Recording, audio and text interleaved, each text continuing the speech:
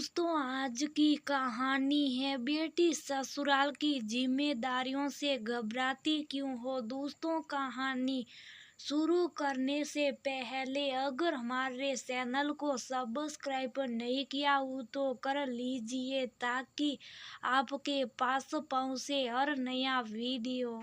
मालती सुबह के वक्त ड्राइंग रूम में बैठकर अखबार पढ़ रही थी कि तभी उसके मोबाइल की घंटी बज उठी थी। जब उसने मोबाइल उठाकर नंबर देखा तो स्क्रीन पर उसकी बेटी मोनिका का नंबर आ रहा था, जिसकी शादी होने एक महीने पहले उसे संपन्न परिवार में शिक्षित एक समझदार एक बड़ी कंपनी में इंजीनियर की जॉब करने वाले मोहित के साथ की थी। भरा पूरा परिवार था मोनिका का, जिसमें सास ससुर ननद देवर सभी एक साथ रहते थे।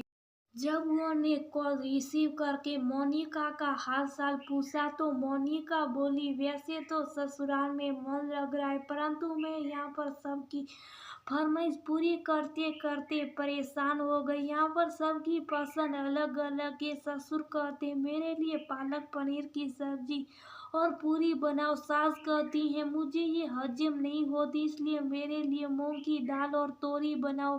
देवर को छोले भटूरे पसंद है तो ननद कभी मूंग की दाल का सिला, कभी बर्गर, कभी पास्ता तो कभी चाउमीन बनवाती हैं। इससे अच्छा तो मैं पाक कला में निपुणी ना होती। ये सुनकर मालती हंसते हुए कहने लगी, मोहित क्या कहते, वह तो जो भी घर में बनता वही खा लेते, कभी खाने में नखरे नहीं दिखाते। दिन भर सबकी फरमाइश पूरी करते करते थक जाती, इसलिए मैं सोच रही क्यों ना इन सबसे अलग हो जाऊं। मैं अपने पति के साथ आराम से रहूंगी, फिर ना मुझे किसी फरमाइश पूरी करनी पड़ेगी और नहीं मुझ पर काम बोझ पड़ेगा। ये सुनकर मालती बोली, बेटी क्या घर का सारा काम तू ही करती है, कोई तेरे काम में हाथ नहीं बढ़ाता। मोनिका बोली, मम्मी जी ने झाड़ू पोछा बर्तन कपड़े धोने के लिए काम वाली लगा रखी है, फिर भी घर में बहुत सारा काम हो जाता जो मुझे ही करना पड़ता। सास ससुर तो वैसे भी ब्लड प्रेशर और शुगर के मरीज हैं, ननद और देवर दोनों कॉलेज जाते हैं, ऐसे में घर के सारे काम की जिम्मेदारी तो मुझ पर ही है ना। तब मालती मोनिका को समझाते हुए बोली, बेटी जिम्मेदारियों से घबराते नहीं, तू खुश नसीब है जो तुझे भरा पूरा परिवार मिला है, क्योंकि सुख दुख में हमेशा अपने काम आते। जो बहू अपने पति को लेकर सास ससुर से अलग हो जाती है वह दुख की घड़ी में बेड परेशान हो जाती है, क्योंकि अलग होने के कारण दुख में कोई भी उसका साथ नहीं देता। इसलिए मेरी बात मान और अपने सास ससुर से अलग रहने का विचार त्याग दे। यदि मेरी बात पर यकीन ना हो तो कुछ दिन उनके साथ रह कर देखो। यदि मेरी बात झूठी हो फिर तुम्हारा जैसा मन करे वैसा ही करना। ये सुनकर मोनिका बोली, ठीक है मम्मी। ये कहकर उसने फोन काट दिया था। एक दिन मोनिका सुबह के वक्त जब सोकर उठी तो उसका पूरा बदन बुखार से तप रहा था। जब मोहित ने उसका माथा सूकर देखा तो वह बोला, तुम आराम करो, मैं ऑफिस में कुछ लेकर खा लूंगा। जब उसके सास ससुर को उसके बीमार होने का पता चला तो ससुर मोनिका से बोले, बहू मैं अभी डॉक्टर को बुलाकर लाता हूँ, जब तक तुम्हारी सास तुम्हारे माथे पर ठंडी पानी में भिगोकर पट्टी रख देगी उससे तुम्हें बहुत राहत मिलेगी।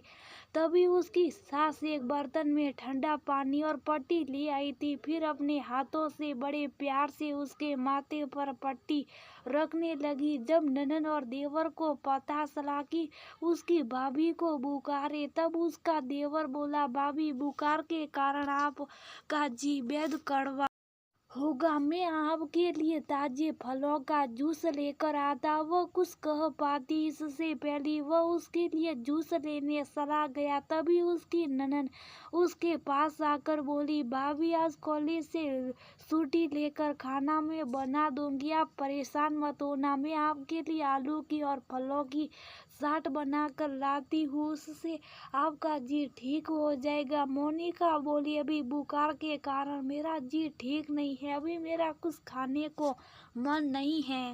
तब उसकी ननद बोली, भाभी ऐसे कैसे काम चलेगा? यदि आप कुछ खाएंगे नहीं तो आपको कमजोरी आ जाएगी, इसलिए आपको कुछ ना कुछ जरूर खाना चाहिए। बताओ आपको कैसी साट पसंद है? घर के सभी लोगों के मन में अपने प्रति इतनी परवाह और प्यार देकर मोनिका की आंखें भर आई थी। कुछ दिन पहले वह जिससे अलग रहने की सोच रही थी, आज वही लोग दुख में उसका पूरी तरह से ख्याल रख रहे थे। उसे अपनी मम्मी की कही हुई बात याद आ रही थी।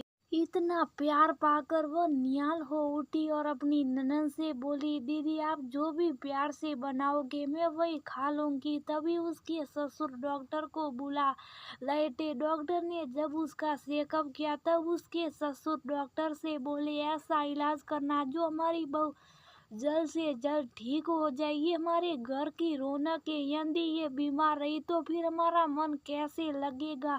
ससुर की बातें सुनकर डॉक्टर हंसते हुए बोले, मैं आपकी बहू को इतनी अच्छी दवाई दूंगा कि ये थोड़ी देर में ठीक हो जाएगी। जब डॉक्टर ने उसे दवाई दी तब उसके ससुर ने अपने हाथों से उसे पानी का गिलास और दवाई दी। तभी उसकी ननद उसके लिए चाट बनाकर ले आई थी। उसने साठ खाकर दवाई ली, जिससे थोड़ी देर में उसे बुखार से राहत भी मिल गई थी। थोड़ी देर बाद उसका देवर उसके लिए ताजे फलों का जूस ले आया था और उसे देते हुए बोला, भाभी जल्दी से जूस पी लो, इससे आपको बुखार के कारण कमजोरी नहीं आएगी। जब वह जूस पीने में आनाकानी करने लगी तब उसका देवर हंसते हुए बोला, जूस पी लो भाभी, कभी कभी तो हमें आपकी सेवा करने का मौका मिलता, वैसे तो हमेशा आप ही हमारी सेवा करती हैं।